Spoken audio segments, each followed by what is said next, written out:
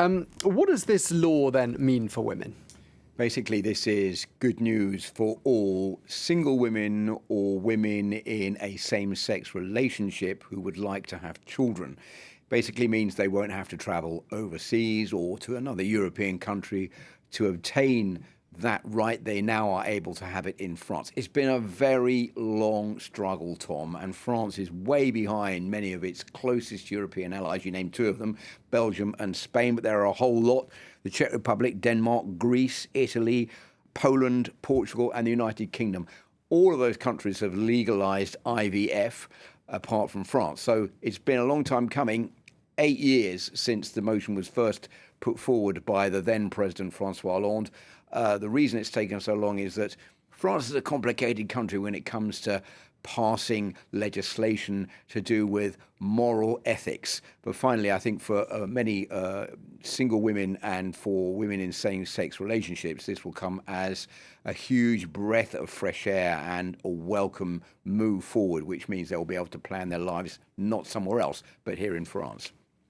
We tend to think of France as being a very progressive country on social issues, and yet you're saying France was late to the game here. Well, if you look at the opinion polls, as you were just saying, 67% of French people are actually in favour of this measure, which is rather surprising if you consider how long it's taken for it to get through the National Assembly and through the Senate. Basically, when the measure was pushed forward by Francois Hollande back in 2013, it was shelved pretty rapidly because of the outcry over the legalization of same-sex marriage. And I think the president at the time didn't want to get stuck into another huge debate over IVF.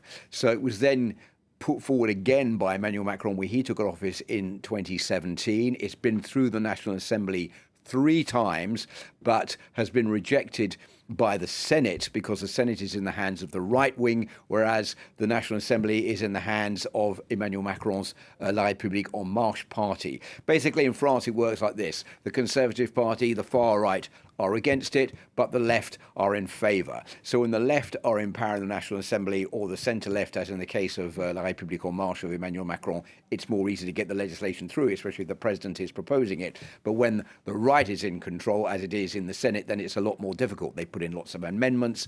They've argued that some of the aspects need to be changed. They say it's denying the right of a father for future children. So all of this has slowed down the process. But finally, it's back in the National Assembly where there is a majority for the president's party, and that means it's going to be voted into law.